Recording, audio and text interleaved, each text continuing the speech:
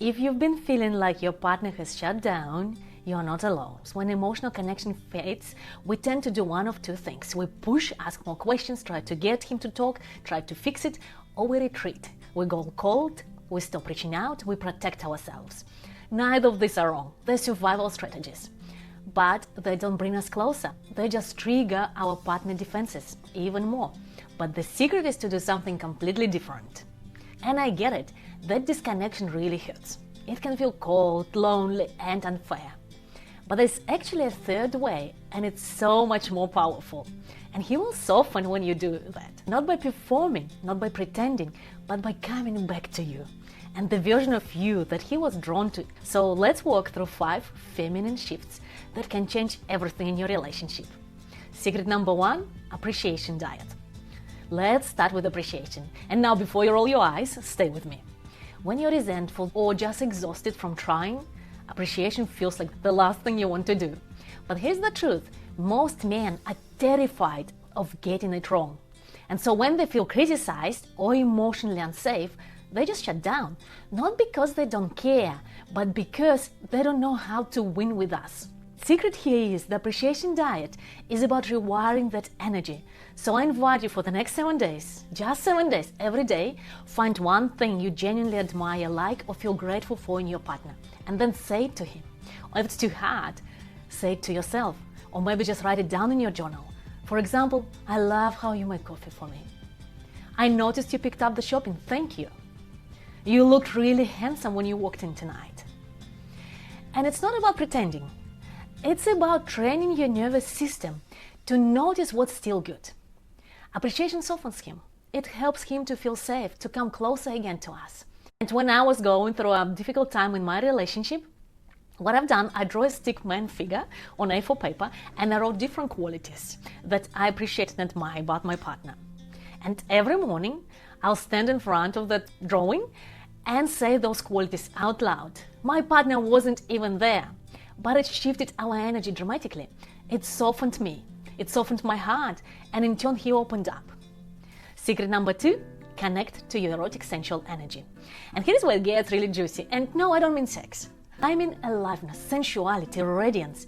When we go into that managing life mode, mothering, caretaking, working, organizing things, we cut off from the part of us that's playful, that's embodied, that's magnetic. And when that part goes offline, the energy that naturally draws him in disappears. It's not there anymore. So start small. For example, light a candle before dinner. Wear the dress that you love, even if you're home. Put some music, move your hips like no one is watching. Dancing is super powerful for our sensual energy. Take a bath and feel the water. Don't rush, slow down. And erotic energy isn't about being sexy for someone else. It's about feeling turned on by yourself. Your own life, your body, your breath, your sensuality. Because when you feel good, he feels it too. Secret number 3, focus on yourself. But not in a just love yourself way, so let's reframe this. You don't need to love yourself to be more worthy of love. But you do need to stop abandoning yourself. Because when we're chasing for connection or when we're too busy with other things, when our energy is constantly focused on him, why won't he open up? What's wrong with us? What's going on here? You lose touch with your own center. So start turning inwards, towards yourself. What do I want to feel today? What lights me up outside of this relationship? Can I stop micromanaging his process and his behavior and return to me? So for example, instead of asking, why didn't he hold my hand? Why wasn't he nice to me today? Try asking, have I touched myself today? With kindness, with gentleness. Have I held my own heart? Because when you focus on you in a feminine, nourishing way, you create space for that polarity to return. He feels the shift. The pressure lifts, and then he naturally leans in. He wants to know more about you. Number 4, find a way to open your heart. Again, this one is tender, yeah? And I know, because when you've been hurt, overlooked, or emotionally abandoned, the idea of opening your heart just doesn't feel good, right? It can feel risky.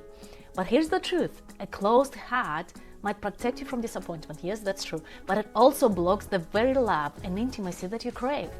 So how do we open up again? Safely. You don't need to put your heart on your sleeve, yeah? And you don't need to fake your vulnerability. start slow. Start with simply placing your hand on your chest and breathing. And maybe saying to your partner, I miss you, instead of you never talk to me. Maybe letting some tears come without any shame. When you speak from your heart instead of your armor, he can feel you again. And that softens everything. And secret number 5, let go of resentment. Because resentment is heavy. It builds quietly, every unspoken need, every missed moment. Every time you felt unseen, unsupported, and after years it becomes like a fog that just clouds your connection, even when you try to be warm. So you don't have to pretend it didn't hurt, but you do need to let it move through you. You need ways to release that resentment from your body. For example, you can write him a letter that you don't send. Maybe you need to shake or dance it out from your body. Maybe scream in the car, scream into the pillow. Cry while holding yourself and saying, it's safe to let go. It's safe to let go now. Because resentment really keeps love out. But release creates that space. And when you create that space inside yourself, something new can grow between the two. And it's not because he changed, but because you did. That's what's in your power. So comment below, which key are you willing to implement? Which key is the most difficult for you? And so if you've been feeling disconnected, stuck, or like the love is fading away, I want you to remember this. You don't need to fix your relationship or yourself.